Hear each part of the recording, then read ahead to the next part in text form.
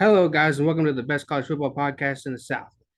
Here we are today, and we're going to talk S.E.C football. So let's go, guys. Who's going to kick it off? John, why don't you start it off, baby? What about the Aggies? Uh, I think the Aggies, I think the problem with the Aggies is the fact that they haven't had real good quarterback play. And I think that's going to doom them again this year because they got Max Johnson from LSU. And I just don't see him making a big of an impact. So I got Texas A&M winning 9 games. I just, looking at the schedule, they got Arkansas at Mississippi State, Arkansas's at home, at Alabama, and then at South Carolina. Like that's a train wreck of a schedule. You got And them in 9 games? I don't see it until Jimbo can actually live up to the expectations that he's had at Texas A&M. I just don't think that they're legit yet. But the recruiting class has proved it. So we'll see what happens in the next few years with that Hey, recruiting class. I will tell you, Jimbo is a good quarterback away from messing up college football completely. He is. Always has been, even at Florida State. Like what he did with Jameis Winston. You get a good quarterback in there. Texas A&M, their schedule, the non-conference game that's any of note is they play Miami, Florida. It's at home. They play them, and then their home schedule in the S.E.C is Arkansas, Ole Miss, Florida, and LSU. Their away schedules: Mississippi State, Alabama, South Carolina, and Auburn. They play in October. There is a bye in between, but in October they play Mississippi State, Alabama, and South Carolina away back-to-back games.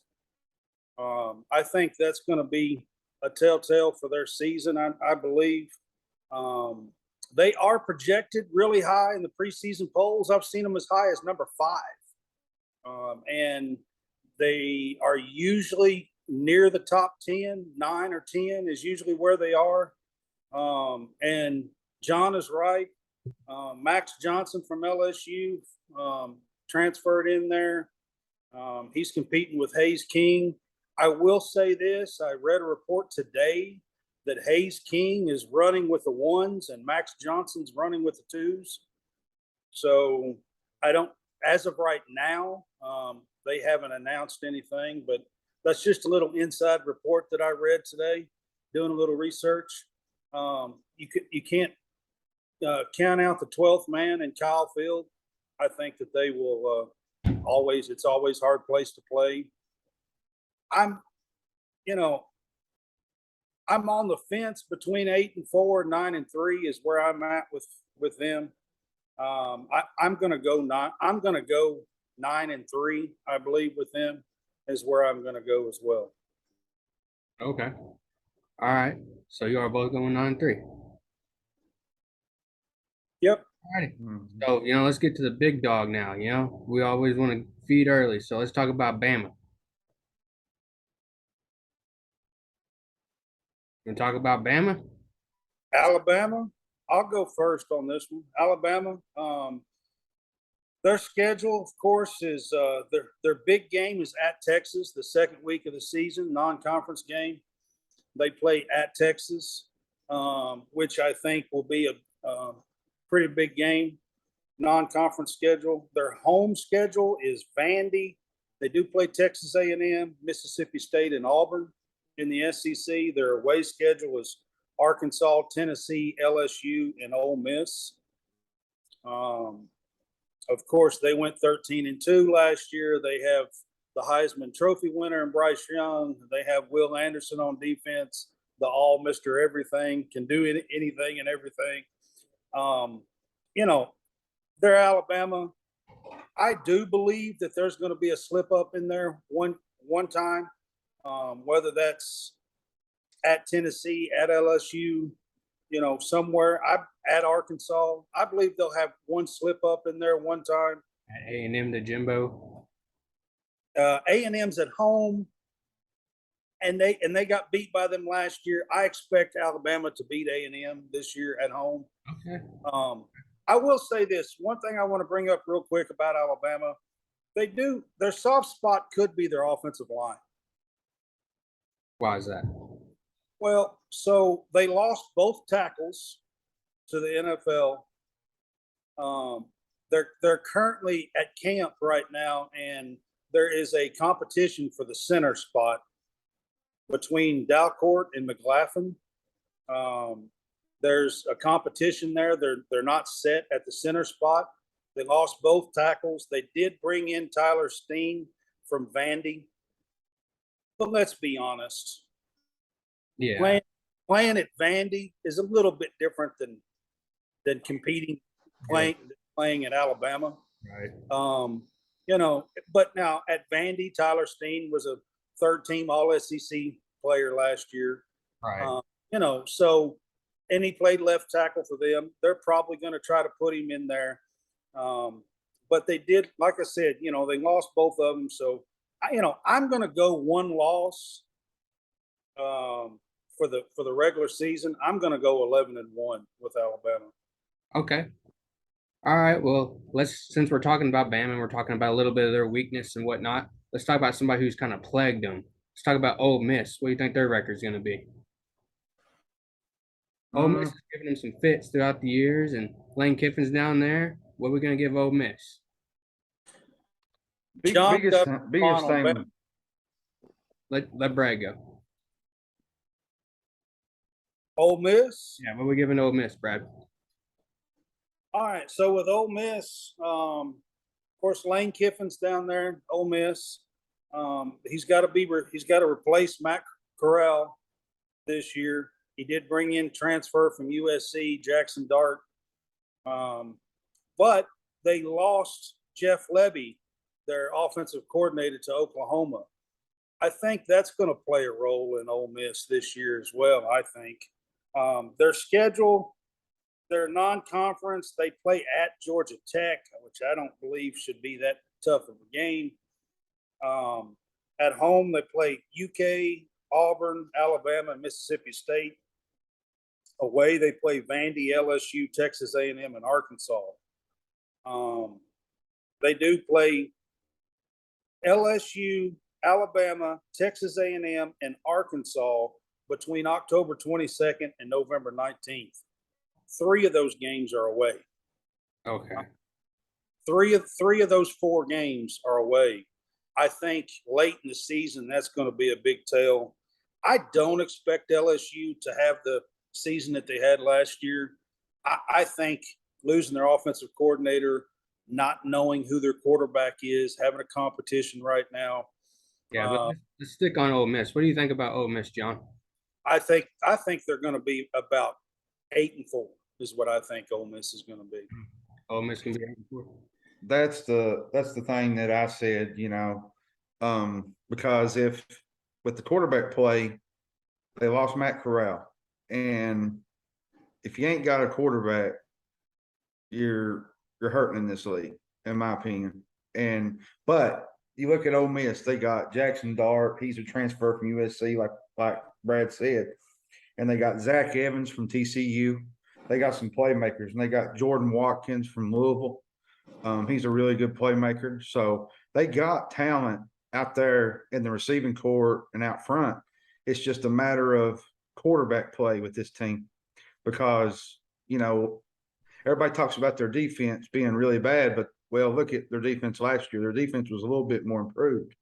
But at the same time, you got to have offense to score. And at the end of the day, Jeff Lebby is going to be a big hole to fill. And, they got that with Charlie Weiss Jr. from South Florida. And I believe that he'll do a good job there. He done a good job at South Florida. He's been in the game a while and he knows his way around the ranks. So I just think quarterback play is going to be the big difference in Ole Miss. I got them going 8-4. I just don't see them having the type of success they had last year, especially with losing Matt Corral. Yeah. No, that's understandable. It's a big piece. All right, so let's talk about a player in the conference that's not as big of a kingpin, I guess. Let's throw it out to Missouri. What do we think Missouri's going to do, Brad? So Missouri this year, their coach Eli Drinkwitz. Last year they went 6-7. Um, they lost their QB transferred out, and they are currently in a mix and a battle of the QB, and they actually have four guys that are fighting for their QB spot right now in camp. I mean, they lost their running back Tyler Batting last year. He was a good running back for them. If you look at their schedule, they do play at Kansas State, who made a bowl game last year, had a pretty decent season in their non-conference. Their home games are Georgia, Vandy, Kentucky, and Arkansas. Auburn is away, Florida's away, South Carolina's away, and Tennessee is away. I'm going to be honest with you. Out of all the teams in the S.E.C, I believe that their coach is on the hot seat. And, I don't see more than a couple of wins, 2-3 wins in the S.E.C. I'm going to say at best they go 6-6. Okay, but that's bowling, That keeps It is. It is. I mean, if they can find a way to win at least 2 S.E.C games, I think they have a chance of going 6-6. Okay. All right. So 6-6 ain't bad, Missouri. John, tell me what you think about Missouri. I like Missouri. I'm like Brad, Eli Drinkwitz, I think he's on the hot seat, But the thing about Mizzou is they brought in that 5-star wide receiver, Luther Burden. So they're going to have some weapons on offense. It's just a matter of quarterback play with Cook. They got Cook, Macon, and Horn. There's 3 of those guys that are battling it out. And one thing that I noticed about Missouri last year, they was ranked 105th in the country in defense. They gave up 434 yards. That ain't going to win you a bunch of games. No, it is not. No. And defense, they always say defense wins championships. Well, Mizzou, you need to play a little bit better defense if you're going to stay in the game. Oh, you're calling out. Because I'm just saying, you gotta play defense. Oh, yeah. And giving up that many yards, you can't do no worse. No, you can't. And it's just the bottom line. Yeah, no. But like you said, I got Mizzou going 6-6. I just think their schedule don't benefit them much. Maybe early on, Louisiana Tech, Kansas State, Abilene Christian. There's a few games in there they could win. But beyond that, where they play at Auburn, Georgia at home, at Florida, that's, in my opinion, that's 3 losses right there. Can't give them nothing. I don't see it. Yeah. It's not that I don't hate Mizzou. It's just I don't see them making any noise. Yeah. Now, I understand that. Let's move on to a team that the country seems to want to fall in love with every single year, but they just never seem to come through and connect on it. Everybody wants, and I like this coach that's out there right now, but they always seem to fall a little bit short. Tell me about Arkansas, Brad. Well, of course, you're talking about Sam Pittman at Arkansas, the coach. I mean, he's a likable dude. I mean, for a football guy, he really is a likable dude. I mean, he's a rah-rah guy. He is. They turned around and had a good season last year, knocked off some out-of-conference Big 12 teams. That was a little surprising last year. They did bring back KJ Jefferson, their star quarterback. And then I'm going to throw somebody in here. Kendall Browse is their OC, their offensive coordinator. And you put him with KJ Jefferson, and I think they have something there. Their schedule, they do it a little different. They actually play Cincy the very first game of the year, and then they actually go to BYU and play at BYU. So they play 2 out-of-conference games that are going to be a little bit of a challenge. And then they have South Carolina, Alabama, LSU, and Ole Miss at home. They play away at Texas A&M, Mississippi State, Auburn, and Missouri. They also have a couple of stud linebackers in Bumper Pool and Alabama transfer Drew Sanders. So I think they're a team on the rise. I think they're going to be a team in the top, 15, something like that all season long. I expect them to go about 9-3 as well. Okay. All right. Generous with the Hogs. I like it. Generous with the Hogs. What about you, John? You as generous? Don't Yeah, I like this team. Sam Pittman, I've said it before. I look at him as like a Mark Stoops. He took Arkansas from a laughing stock to a contender. Yes. And he took that defense, brought in Barry Odom from Missouri, got Bumper Pool, got Jalen Catalon, McLaughlin. He's a transfer from LSU. Barry Odom has done an outstanding job with this defense. And I think Arkansas has an opportunity now to slip up and beat Alabama at home. That's the one game that I picked that Alabama could slip up and lose. You can't take it back now. I'm not taking it back. This I'm is with you all season. I'm a believer in the Arkansas Razorbacks. I believe that Arkansas is becoming a football school, and a lot of people don't seem to grasp at what Sam Pittman has done. And Sam Pittman is showing the world what kind of coach he is and what kind of person he is. And he's changed the culture in Razorback country. Yeah. Brad, we're gonna have to hold him to that all season long now. Remind him on the S.E.C prediction show. He predicted Arkansas. When it comes to Arkansas week for Alabama. What was that record? What was that record for Arkansas, he said? 9-3. 9-3. All right. 9-3. All right, now so Arkansas 9-3.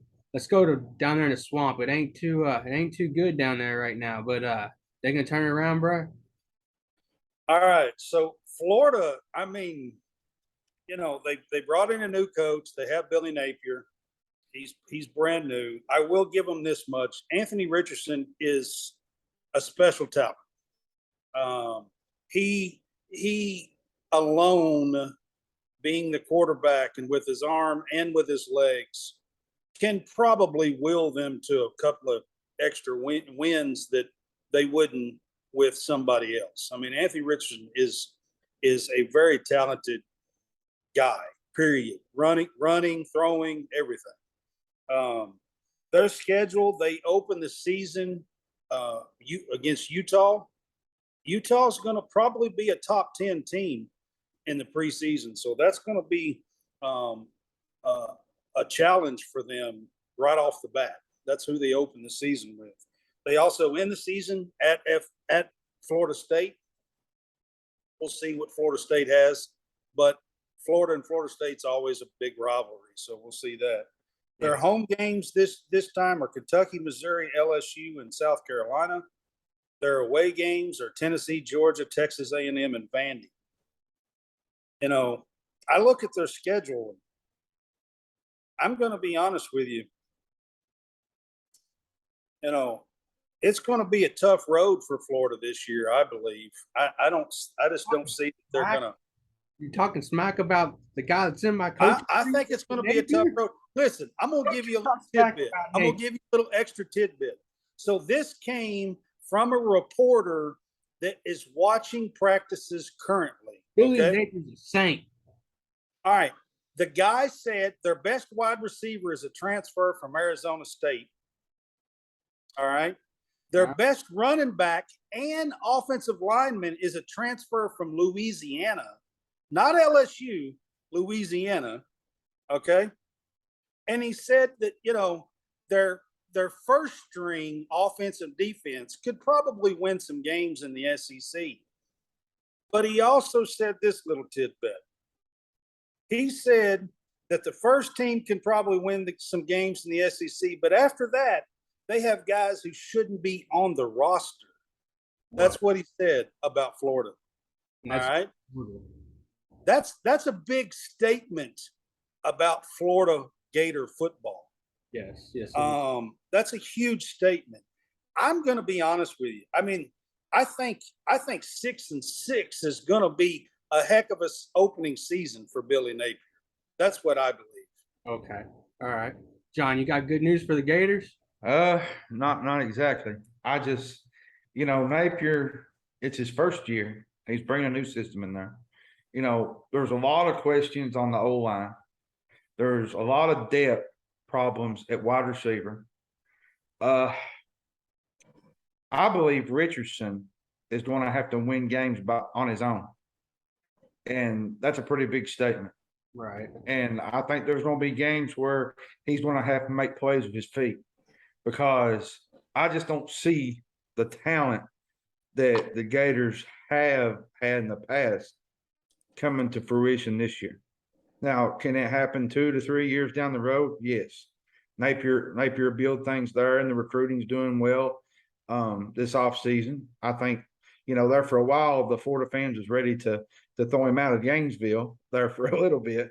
Yeah. But at the end of the day, I just think, the crucial schedule that you was talking about there, they play Utah at home and they play Kentucky. Those 2 games right there will determine Florida's season.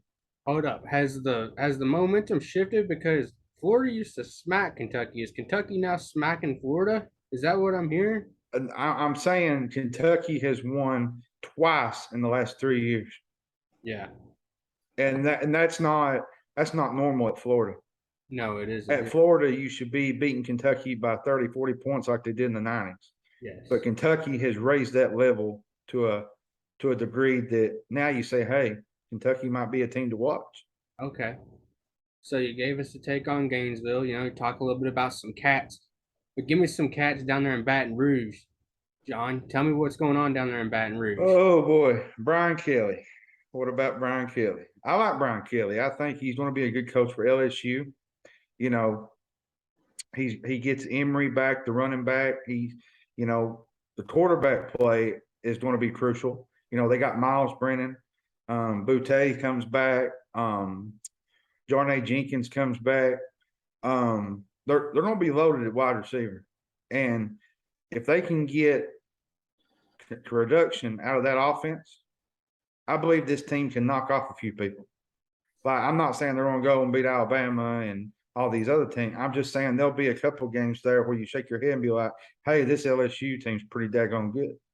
And the Bayou Bengals and fans are starving for a winner because at LSU, you just don't do like they did last year or the year before that. Because you go from a 2019 team that won a national championship, and then you go to 2020 and have the season that they had. And with that kind of talent, that's not normal at LSU. With that talent, they should at least win 9-10 games. Yeah. So what are you giving them? I think they'll win 8 games. I believe it'll be 8-4, 8-5. Okay. And they'll win one they ain't supposed to win. Yeah. What do you think, Brad? Well, I'm kind of in the same boat on that, really. So their schedule, they play Florida State. That's who they start with. It is at LSU at Death Valley. But that's their opening game of the season. And then their S.E.C games, they play Mississippi State, Tennessee, Mississippi, and Alabama at home. And they play Auburn, Florida, Arkansas, and Texas A&M all on the road this year. Now, John mentioned Miles Brennan. He's a 6-year guy, but to be honest with you, I don't think they've named him the starter yet. Jaden Daniels, transfer from Arizona State, is on that roster. I think he's in there. And then Garrett Nussmeier, or whatever his name is, I don't know how to pronounce his name, but he's been there a couple of years. But there's a competition. There's a competition down there for the quarterback position. And then talking about positions, so in training camp right now, in fall training camp right now, there are over 10 positions that are up for grabs on the field, offense and defense. Almost the 4 positions, almost the entire offensive line is up for grabs in fall training camp right now, as it just started. That's probably pretty unheard of for LSU. I would think so. That to me, that's pretty telling on them. I do like Brian Kelly. I think Brian Kelly will get them going.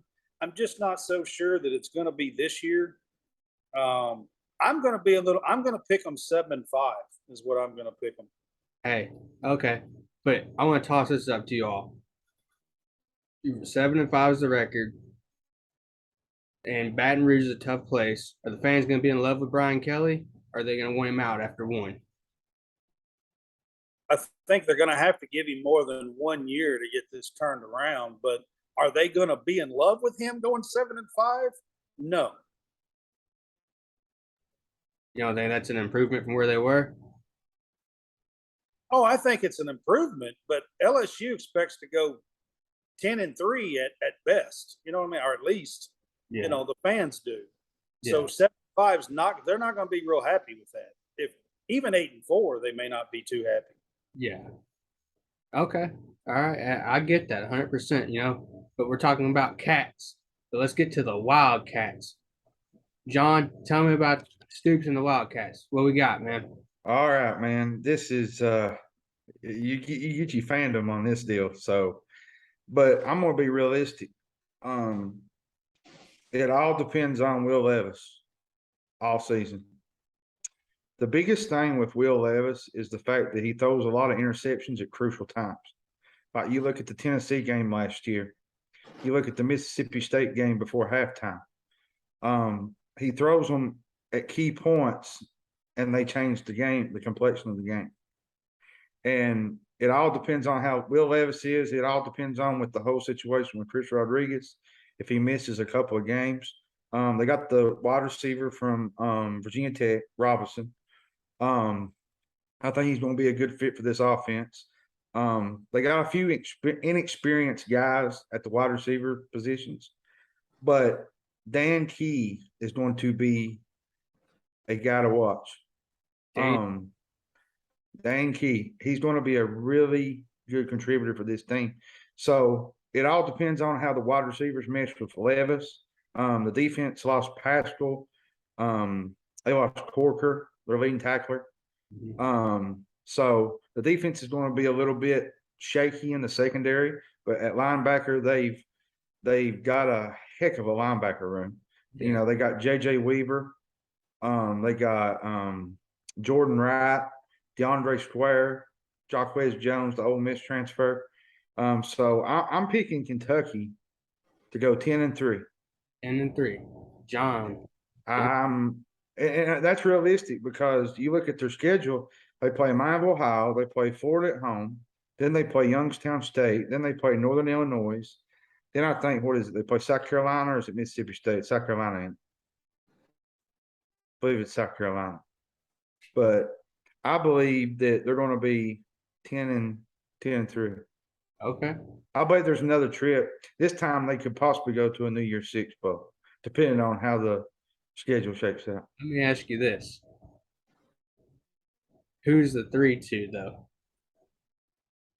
Because it ain't going to be Tennessee. I think they'll lose to Georgia. Okay. I believe there's a chance to beat Georgia, but I believe the one will be Georgia. The second one will be I'm gonna go Mississippi State. I just think, Will Rogers is a really good quarterback, and that's going to be a challenge for Kentucky. And the third one, I'm gonna say Ole Miss. Okay. Going to Oxford is a hard place to play. Okay. Even with the quarterback troubles, I think, going to Oxford is a really tough place to play, especially when you got Lane Kiffin as an offensive-minded coach. Yeah. I could see Brad picking them 10-3 too. Brad, give me something other than 10-3, man. Well, I'm going to try on this one. So, Will Levis, I believe Will Levis is a heck of a quarterback. I think that Kentucky has a lot of weapons all over the field on the offensive side, including tight ends, running backs, wide receivers. I think people are going to be surprised with a wide receiver room. I think that's one room in the Kentucky offense that the whole nation's going to be surprised to see. One thing I want to talk about on the defensive side of the ball with Kentucky is most people recognize the 2018 team that went 10-3 and won the Super Bowl as possibly one of the better defensive teams in Kentucky's history for the last 40, 50 years. They won the what? Because you just said Super Bowl. Citrus Bowl. Okay. I just want to clear Not Citrus Bowl. that. I said Citrus Bowl. I think I did anyway. So It sounded like Super Bowl, but either way, it was a Super Bowl. Citrus Bowl is what I said. All right. So the reason why I'm bringing up the 2018 team is there's actually 3 super seniors on this team, the 2022 team, that were big contributors to that defense. Yeah. And they also have 2 more super seniors on defense that has spent a whole lot of time at Ole Miss, Kedron Smith and Jacquez Jones. Okay. So they have 5 super seniors on that defense, and that's not including a couple of other star, J.J. Weaver and a couple of guys. I think Kentucky's defense, Brad White has done a heck of a job. They've been in the top 5 in the S.E.C. every year he's been there on the defense, and I expect Kentucky's defense to be a lot better than people think. So I know John went ahead and picked the bowl game. I wasn't planning on doing that. Their schedule, they play South Carolina, Mississippi State, Vandy, and Georgia at home. And away, they play Florida, Ole Miss, Tennessee, and Missouri. That's their away schedule. I think there's a slip up. They'll lose one of either Ole Miss or Tennessee. I think they will. I think they'll slip up and lose one of them. I fully expect the Georgia game to be the game of the century in Lexington. What? You're calling? I expect the Georgia game to be the game of the century in Lexington. Well, we're Yes, going, guys. I said it. First. That's what I expect. I expect a 10-1 Kentucky going against Georgia, who I won't even say their record yet because we haven't been there. Yeah. But I expect the game of the century in Lexington. And I expect Kentucky to actually be one of the few teams that gives them a battle. As much as I hate to say it, I'm probably still going to stick with Georgia as the winner, and I will pick Kentucky to go 10-2. 10-2. All right. Confidence A New Year's Six bowl. Okay. We'll say that. All right. We haven't seen that in a while. Okay. A long while, putting it shortly. It's been TV colors have changed since then. All right, so we're gonna switch gears here. We're talking about a lot of success in this region, a lot of success. But we're gonna change it up because you all have dogged this team a lot. I've been one of the advocates for this team. John, tell me about Vandy. Vandy, what more can you say? I mean, it's Vanderbilt. I know.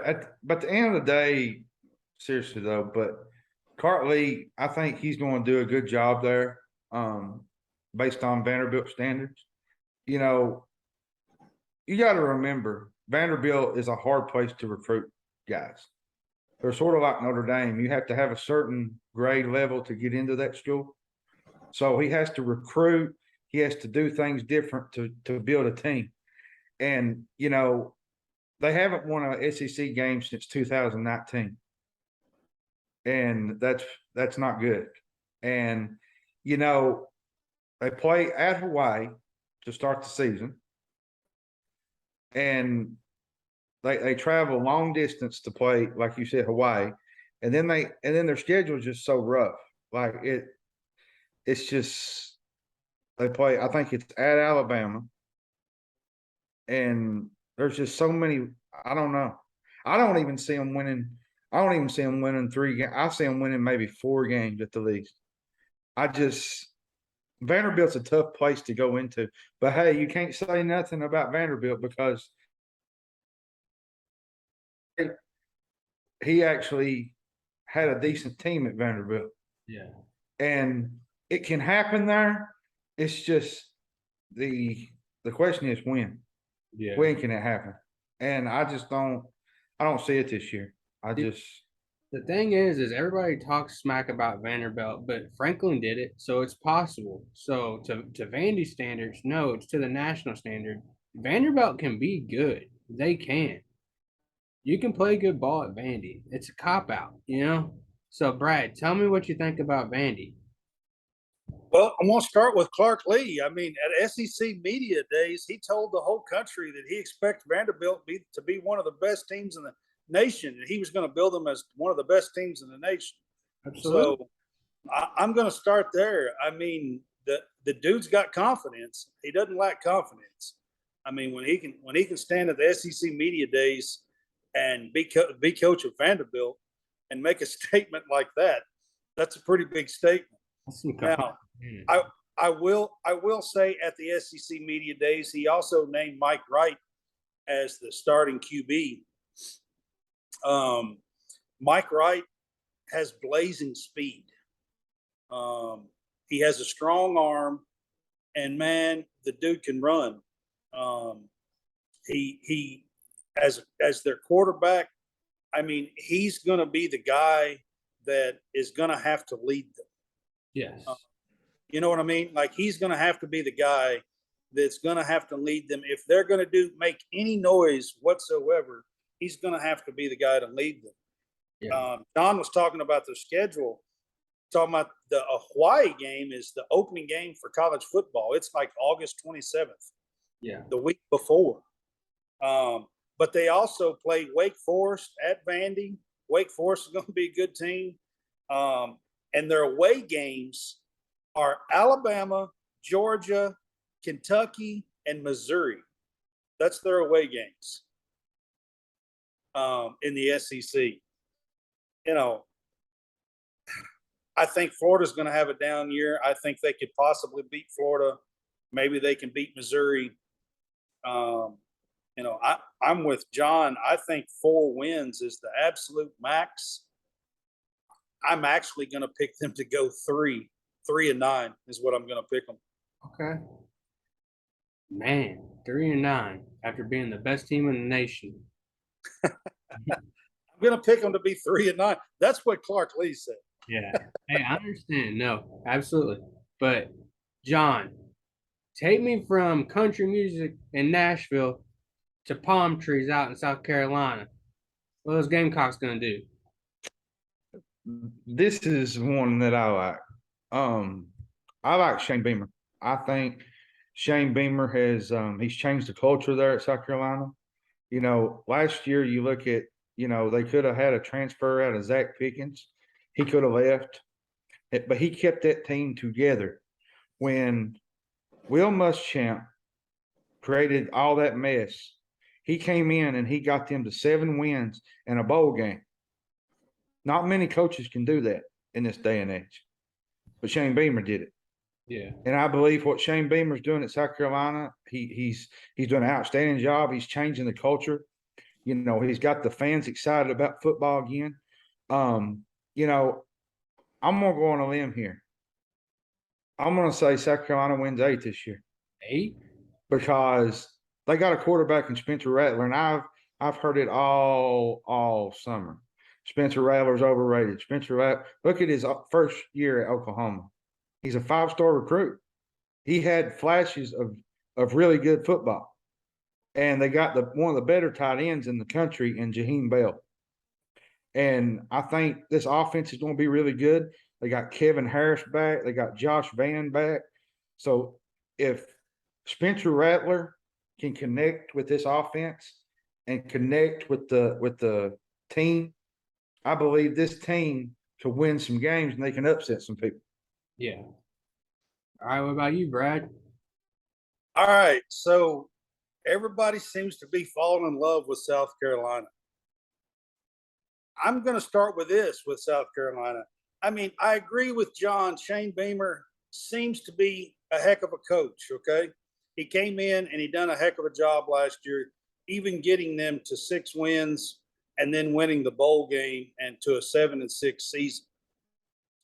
But man, I look at their schedule, man, and So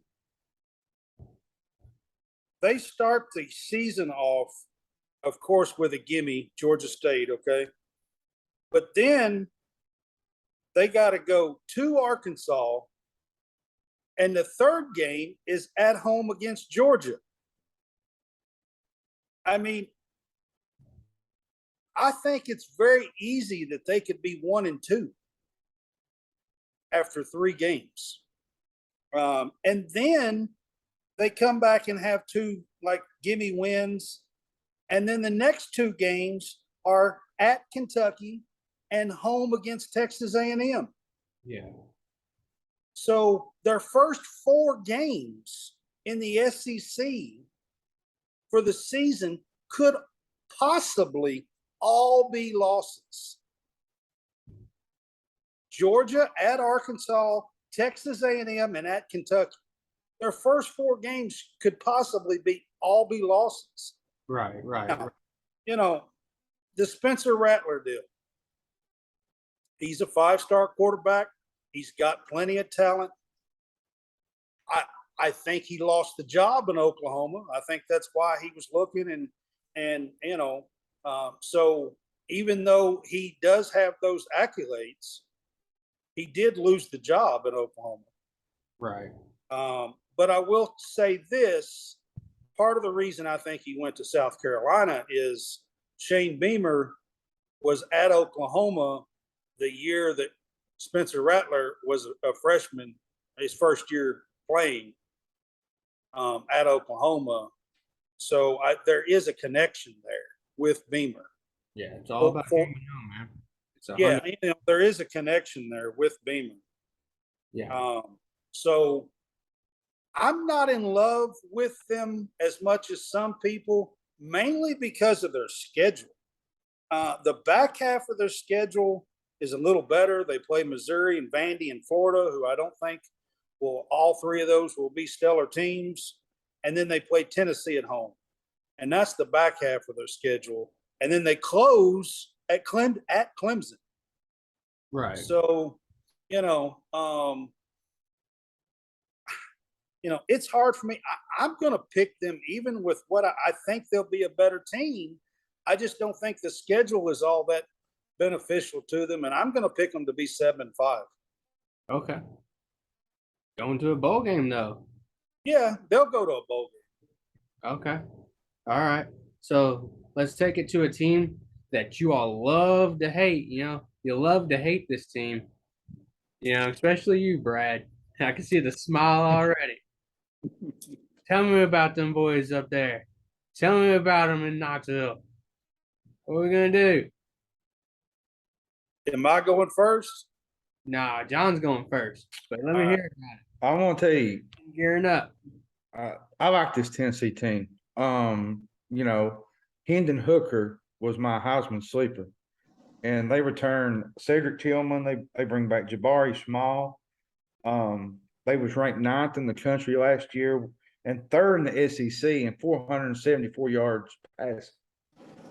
And if you remember correctly, Kentucky, and speaking of the Kentucky game, I think it was like 14 or 15 minutes they had the ball and still won the game. But my point to that is looking to the Tennessee defense. Their depth was really bad last year. And there was a lot of issues, especially on the defensive side of the ball. And if the offense is going to be able to win games, the defense has to stop playing so many snaps. That's what I was trying to bring into that. Yeah. You can't score that many points and yet give up that many points. Right. The defense has to be better than that. And I believe they was ranked 3rd worst in the S.E.C. last year. Mm-hmm. And that's not really good, especially by Tennessee standards, And Tim Banks, I love Tim Banks, the DC. I think he's doing a wonderful job at Tennessee. I think they'll have a better defense this year. But that offense, I'm telling you, that offense is explosive. And I believe there'll be got tongue tied. I think they'll be explosive again this year, but I think they'll be even better this year offensively than they was last year. So I got Tennessee. I don't know. I say they'll win 9 games. I'm going on a limb. There's an opportunity there where they can win 9 games. 9 games for the Vols. Yeah. Okay. What do you think, Brad? Is 9 too much credit for them? Because All right, Tennessee is a little hard for me, but I'm going to go at it. All right, so emotion all out. right, let's start with this. Their second game of the season is at Pittsburgh. Pittsburgh will probably be a top 25 team, and to go on the road the second game of the season is going to be a telltale sign for the rest of their season, I do believe. If they can go on the road at Pittsburgh, and their offense do what they did last year, because John is right. They have a very explosive offense, and they have a lot of that back, and they probably will have a great offense this year. It's their defense that was terrible. I mean, honestly, their defense was terrible. And here's the thing that I think most people want to know and have to look at trying to predict this season. Most of their starters from last year on defense are back. All their linebackers are back. All their secondary is back. And even a defensive lineman is back. Most of their starters on that defense that was not good are back. And then I'm gonna also throw this out there. So I was looking up the preseason ESPN Football Power Index, the FBI. They have Tennessee as underdogs in 5 of their games preseason. Pittsburgh, LSU, Alabama, Kentucky, and Georgia. And 2 of those games are at home. And they have Tennessee as underdogs in 5 games. Josh Heupel, he's a great offensive mind, man. And I mean, it's all going to come down to defense. Their schedule, they play Florida, Alabama, Kentucky, and Missouri at home, LSU, Georgia, South Carolina, and Vandy away, and then they play the at Pittsburgh game. I think their schedule is a little bit more beneficial than I said South Carolina's was a few minutes ago.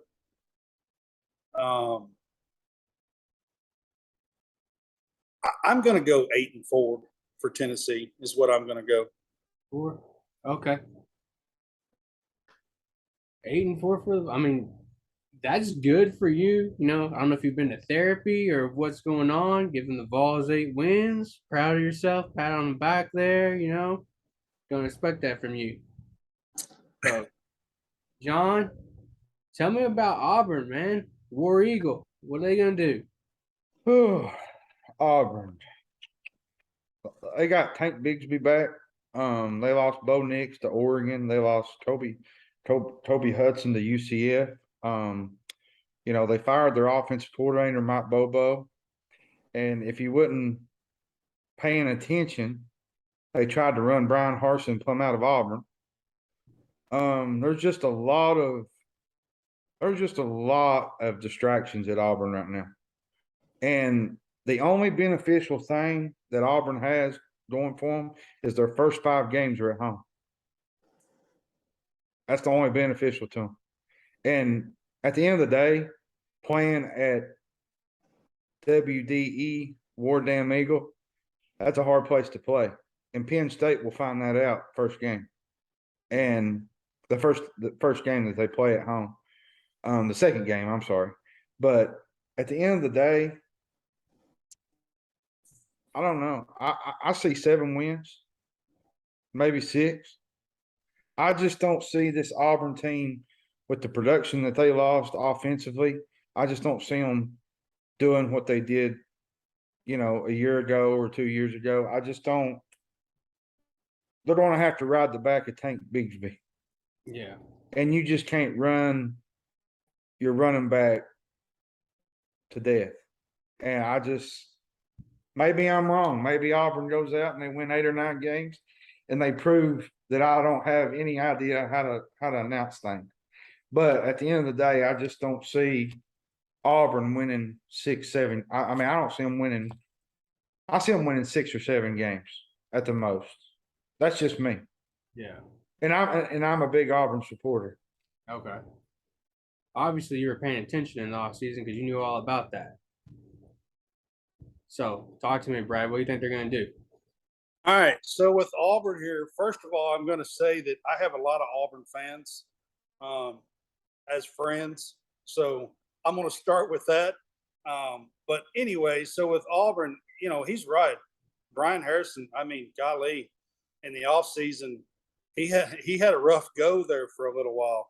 I mean, the players were not on his side, saying stuff. I mean, it was rough. I will say this: they do have some NFL talent on defense.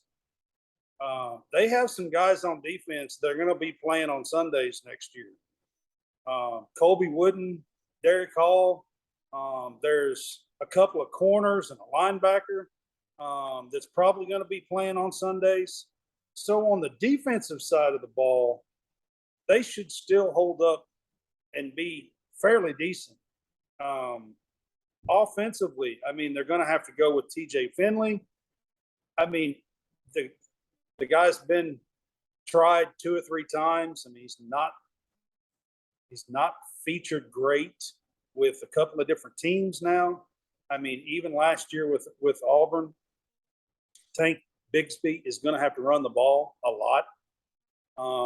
Last year, they finished the season with 5 straight losses. That's unheard of for Auburn Tigers.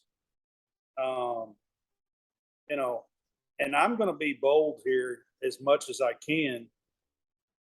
I'm going to say Auburn finishes in the bottom 2 in the S.E.C. West. I think they're either going to be dead last or they're going to be second to last.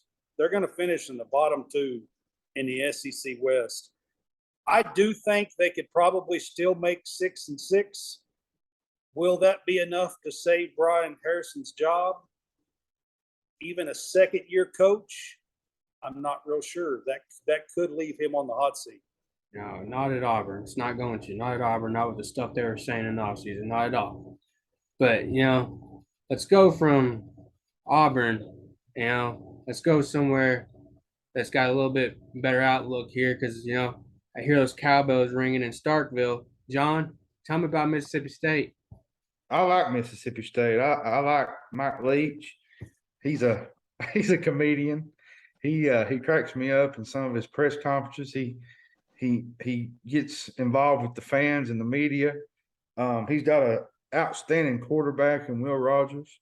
I think, in my opinion, Will Rogers is the second best quarterback in the league. I just think there's certain times where he's limited because of the running back production. Because you've noticed it in certain games last year, the 8 dropbacks where they get back in coverage on defense, he doesn't have that one guy that he can throw the ball out of the backfield to. And I think, can Marks do it, the running back from last year? I think he can do it. But at the end of the day, I think the defense is what's going to be Mississippi State's not kryptonite, Mississippi State's biggest strength. Mississippi State's got, I think they bring back Emmanuel Forbes. If I remember correctly, I'm trying to think. Yeah, Emmanuel Forbes, Jet Johnson, Tyrus Wheat. This was a top 30 defense last year. And this defense is really good. And they bring a lot back. And I think the defense will be good. I think the offense will be good. It's just, can they get that production, the running back production is what I'm saying. Right. Can they get it like they had when they had Kylan Hill? Kylan Hill was a really good running back. And they don't have that now. But can they have that? Yes, they can. Because the way Leach runs his offense, he's up and down the field. So I got Mississippi State finishing. I'll say they go 8-5, Okay. 8-4, 8-4 at the most. I'm tired of 8-4. Let's stick with 8-5. All right, Let's Brad. do 8-5. All right, so Mississippi State, Mike Leach. I like Mike Leach. I think he's done a well of a job at Texas Tech, and the other places that he's been. You look at what the job he's done here at Mississippi State, and there are things that make you scratch your head sometimes. Last year, the Memphis game, there was some play calls and some stuff that just make you scratch your head sometimes. There was a bad call in that. Officiating. There was a bad call in that game. There was a bad call in that game, but there is some stuff that kind of make you wonder what's going on sometimes with them and with Mike Leach. I will say this: he's 0-2 in the Egg Bowl. That has to change. I mean, if he's going to stick around in Starkville, that has to change, and that has to change this year. Yeah. They do have 9 starters returning on defense. John is right on that. They were the 3rd ranked run defense in the S.E.C. last year, and they were top 30 in the country. But 3rd run ranked defense in the S.E.C. would probably surprise some people to know that it was Mississippi State. They do return Will Rogers. Will Rogers is a heck of a quarterback. He's going to run up a whole lot of numbers this year. I mean, that's what he does. It's what Leach and, a good quarterback will do. I will say this: they lost their 2 best wide receivers last year from that team. And sometimes John's talking about their running game.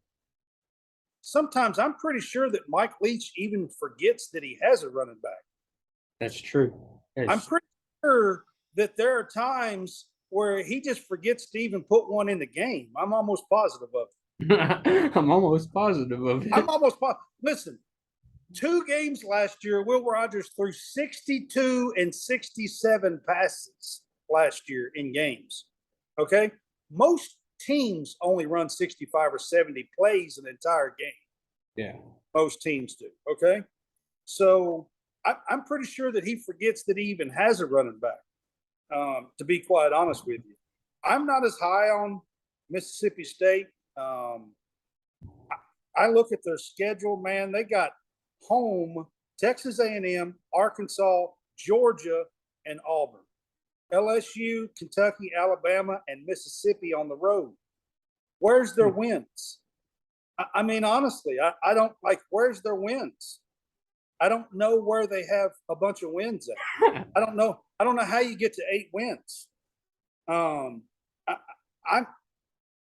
If Mike Leach can get this team to 6 wins, I think that's a pretty amazing job with their schedule they have. I say they're going to be 6-6. That's what I say. Okay. All right. I like that. I agree with you. 6-6, going bowling, but not going bowling anywhere special. That per diem going to be a little low. Shreveport. Yeah, going to end up in the Music City Bowl again. But we're going to take it from one Bulldog, and we're going to start talking about another Bulldog. You know what I mean? So tell me about them Georgia Bulldogs. Go ahead. What can you say? Tell me about them Georgia Bulldogs. What can you say? what can you say, man? Georgia's Georgia. Georgia did lose 8 starters off their defense. But you got to look at it from another perspective. They got elite depth. They got 5-star talent all over the field. They bring back Jalen Carter. They bring back Nolan Smith. Right. This is still going to be an elite defense. Yes, it will. It's going to be a really elite defense, but it's going to be a different type of defense. It ain't going to be the same defense they had last year because, they lost a lot of guys to the pros. There's going to be some new guys moving in spots. And on offense, everybody talks about how Stetson Bennett is overrated and this and that. He's a really good quarterback. He has a nice throw on the ball. He's got, Bowers. He's got McConkey. He's got a loaded wide receiver room. And all he had to do last year was be a game manager Hey now. because he had the defense that only gave up 13 points a game last year. All he had to do was manage the game and keep Georgia in the game, and the defense would do the rest. And Championship game. and everybody says, well, that ain't a good quarterback. Well, it is, because he don't make a lot of mistakes. He's precise with the throws, and he don't make a lot of stupid errors. And that comes back to Kirby Smart and the kind of coach Kirby is. Kirby Smart, I'll just be honest with you, is probably going to be the next Nick Saban once Saban's gone. Because you look at the talent all over the board, from offense to defense to special teams to the cheerleaders to the Bulldog. Oh, I mean, there's cheerleaders. There's a lot of talent there in Georgia. So with that being said, I'll say this. Will they repeat? I don't think so. It's hard to repeat. But do I think they get in the college football playoff? I do. I believe they'll be playing for the national championship again. I believe they'll be playing Alabama. It's going to be another Alabama-Georgia game, and everybody's going to be sick of it. They're going to say, well, the SEC is doing it again. Well, you know what? The SEC is the best damn conference in football. Yeah, well, it is. And that's the way I look at it. And that's the bottom line. Okay. All right. Brad? All right, so we're down to the Georgia Bulldogs. I believe that might be one of your favorites. Yep. All right, so you got Kirby Smart. They're fresh off a national championship. John's right, man. Their defense was spectacular last year. I think he said 13 points a game. I don't think that number's anywhere near what they gave up. I'm pretty sure it was like 7.4 or 7.5.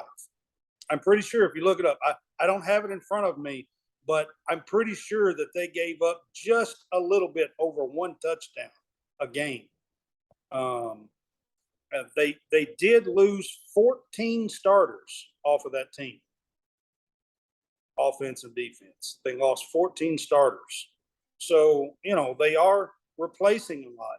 But that was my mistake. It was they gave up 13 touchdowns all year. Yeah, I got confused on that. That was my fault. So they did lose 14 starters, but what I'm going to bring up is this.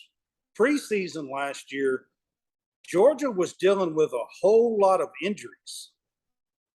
They at one time, they had like 9, 10, 11 players early in the season that was missing time or missed the season period last year that would have been players or starters.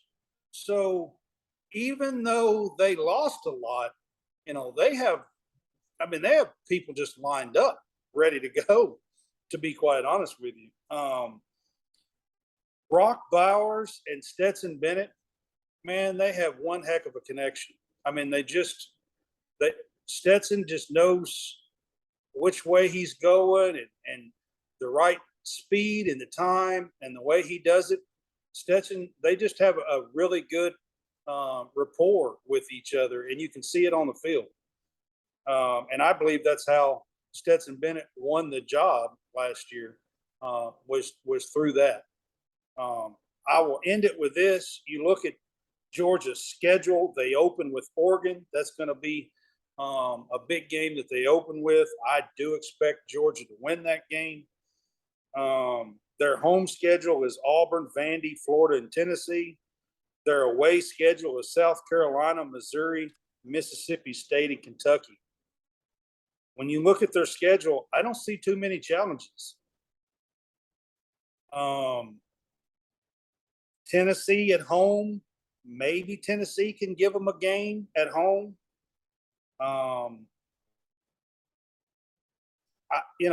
Outside of that game, I think Kentucky away is their toughest game.